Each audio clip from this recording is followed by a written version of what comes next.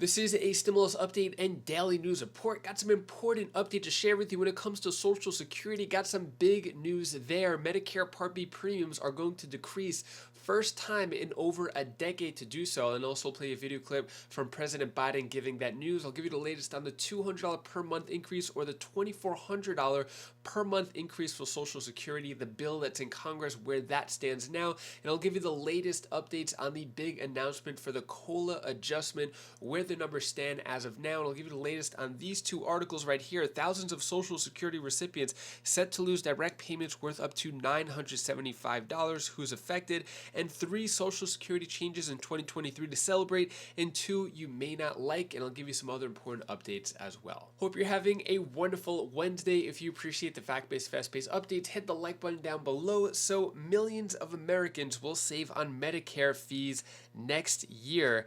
And Medicare Part B premiums to decrease for the first time in over a decade. So this is big news, but what are the exact numbers and is it worth it? So Medicare standard Part B premiums will drop by 3% next year to $164.90.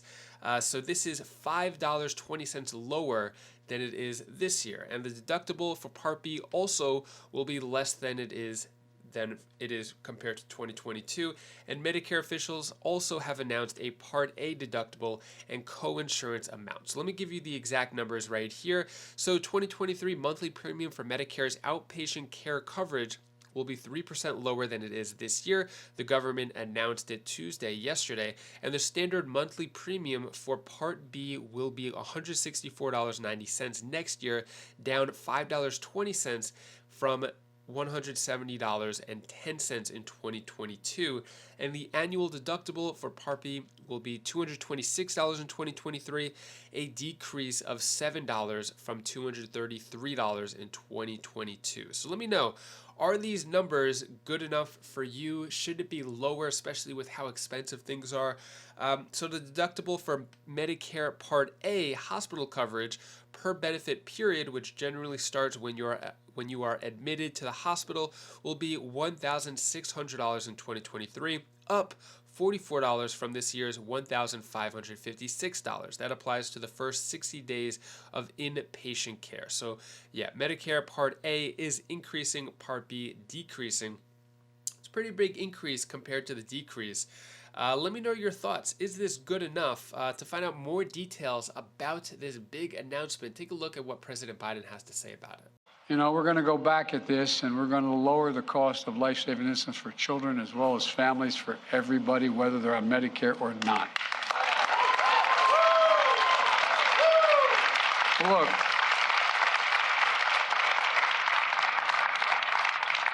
after years of Big Pharma blocking it, Medicare will finally get the power to negotiate lower prescription drug prices. Seniors will see their out-of-pocket costs for prescription drugs be limited, as this comes into full force, to $2,000 a year.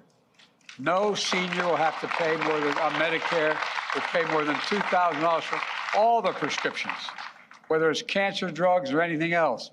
Thousands of Americans on Medicare pay more than $14,000 a year for blood cancer drugs, more than $10,000 a year for ovarian cancer drugs, more than $9,000 a year for breast cancer drugs. Many people on Medicare skip those cancer drugs that they need because they can't afford them. It's a simple proposition. They can't afford them.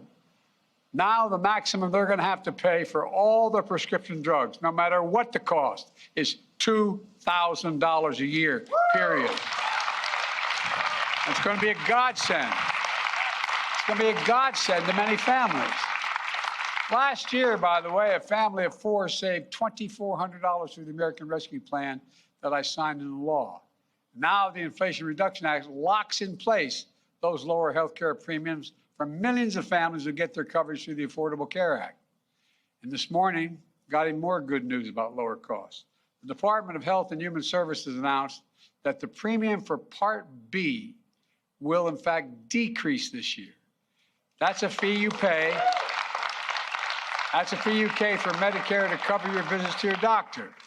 For years, that fee's gone up. Now, for the first time in more than a decade, it's going to go down. And millions of seniors and people with disabilities on Medicare, that means more money in their pockets while still getting the care they need. Should the decrease be a lot lower, especially with how much costs are right now? Is it good as is? Should the Part A have been decreased as well, Medicare Part A? Let me know your thoughts on that. Let's talk about the bill that's in Congress to increase Social Security. So this congressional bill aims to boost Social Security benefits by $2,400 annually, or $200 per month.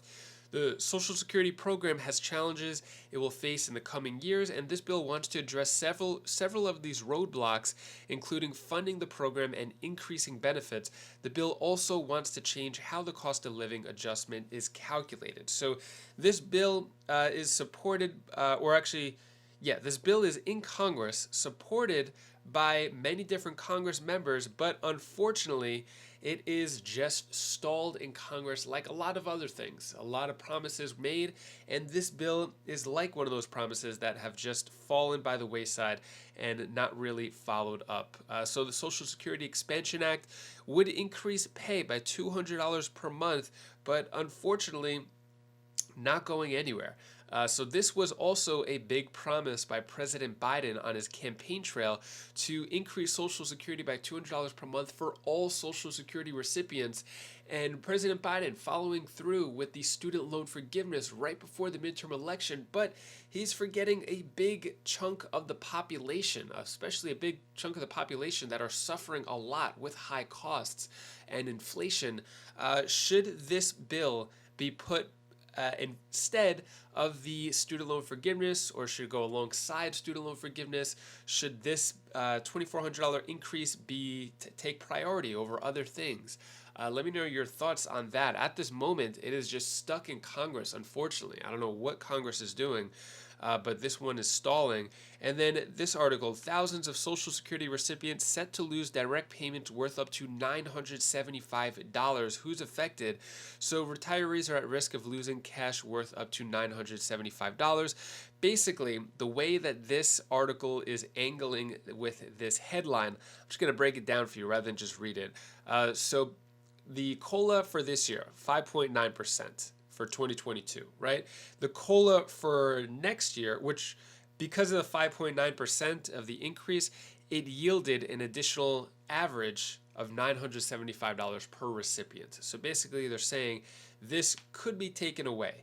It's a really hard angle to make this point of losing $975. Basically it's saying if the COLA changes, then the $975 is gone.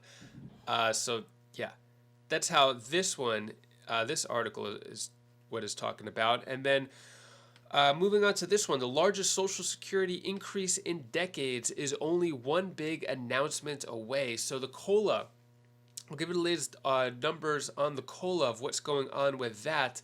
So it looks like the COLA adjustment is going to be made October 13th. It's just about 2 weeks away.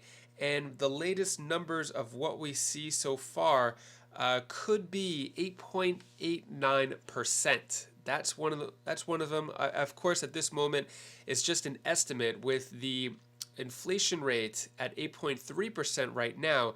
They're saying the highest the COLA could get right now is 8.8%. Or 8.9% if you round up. So that could be the highest number at the moment. I would say last month we were seeing double-digit numbers. It could have been 10% or higher for the COLA, but at this point it seems like it's not going to be that high. 8.8% is the highest at the moment. That could all change. These are just estimates. And then 3 Social Security changes in 2023 to celebrate, and 2 you may not like. So let's go over the 3 that are good. So the historically high cost of living adjustment, the COLA, just spoke about that. That's something to look forward to. Higher maximum benefit for top earners. So yeah, for top earners, you could get a higher amount, $4,194 per year. But if you're not a top earner and you don't feel like waiting until you're 70 to start claiming Social Security, that may not benefit you. And then higher thresholds for Social Security earnings test. So Social Security earnings test withholds money from seniors claiming benefits before their full retirement. if their income exceeds certain thresholds. So 2022, a worker who will be under the FRA for the entire year loses $1 for every $2 they earn over $19,560.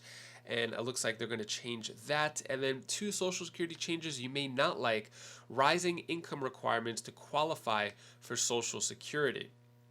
So in 2022, I think a credit is defined as $1,510 in earnings, and you could get an extra maximum of 4 credits per year. And then the definition for the credit changes over time. So in 2023, you'll have to work a bit harder in order to claim your credits. So you're going to have to get, earned 40 credits, work credits, in order to get Social Security. So higher requirement to collect Social Security. If you already have Social Security, looks like you're good there. A higher ceiling on Social Security taxes as well. So in 2022, you only pay Social Security taxes on the first $142,000 you earn this year. But what it's going to do is, the changes may not affect you all right now, but actually this one's not really much of a change. Anyways, that is all the news that I have for you today to hopefully brighten your day a bit. Here's my daughter Bella's tip of the day. Hey guys, how are you doing? I just want to say something just quick for you. I just want to say that be humble and do things that you've always been wanting to do. And the things that you have not been, just leave that behind. And also, be grateful what you have.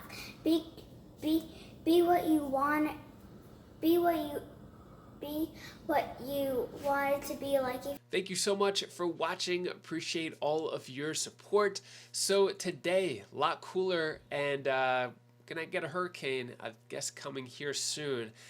Kind of unfortunate for a lot of people, but I was supposed to go to New York this weekend for my friend's wedding, who I've known since we were 6 years old, and the hurricane is supposed to come here Friday morning, right when I'm supposed to leave, here in South Carolina. Potentially, we don't know where it's going to be, how strong it's going to be, but yeah, so hopefully that works out, and hopefully everyone else is safe. And I have friends in Tampa. I used to live in Tampa, so prayers go out to them as well as all of Florida and people in the Caribbean affected by this. Really sad. But anyways, if you want to check out any of my other videos, you could click right up here, and I'll see you in the next video. Take care, be safe. Thank you for watching.